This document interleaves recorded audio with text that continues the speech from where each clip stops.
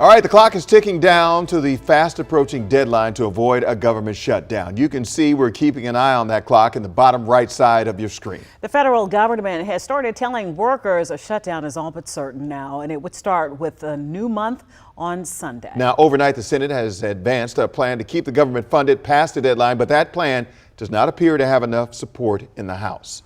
Matt Gregory, live on Capitol Hill this morning. And Matt, are there any last-minute possibilities to avoid a shutdown?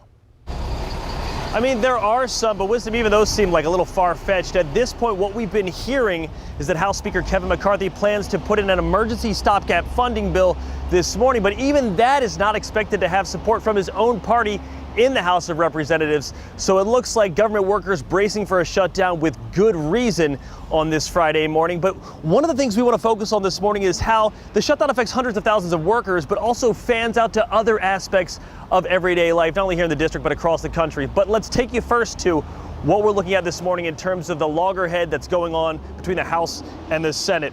So the Senate, which is majority Democrats, passed a bipartisan bill to fund the government. The House, which is a majority Republican, passed its own set of government funding bills, but that one came along party lines. Don't expect either's bill to pass in the other chamber. House Republicans want to see significant spending cuts. Those aren't in the Senate plan. The Senate won't pass the House bills because the majority of the Senate doesn't see it as reasonable. Remember, House Speaker Kevin McCarthy months and months ago already agreed with President Biden on these spending levels that Republicans in his own party are asking to be cut back down. So that would obviously affect businesses in the district and beyond. But another ripple effect touches the United States' largest healthcare system, community health centers. Now, 70% of community health centers' budgets come from the federal government. Community health centers provide affordable health care for around 30 million people across the country, and there are around 50 of them spread between D.C., Maryland, and Virginia. They won't shut down if the government shuts down, but advocates say it will make staffing tough. It has impact on retaining your workforce. It has an impact on patients who get nervous about whether or not you'll have the resources to deliver the care that they need. So it has extraordinary impact, particularly for providers and patients. I will say, though, the beauty of our movement is that we often find a way to be creative. I believe we're not only the best part of the U.S. health system, we're also the most innovative.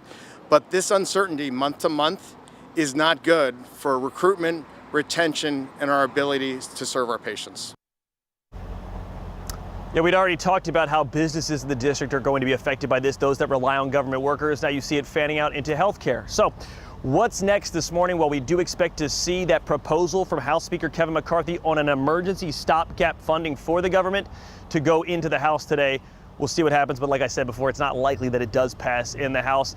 In the meantime, CBS News this morning will be picking up coverage throughout the morning, so you don't want to miss that as they continue to follow this story, as it looks like we're barreling towards a government shutdown again in the nation's capital.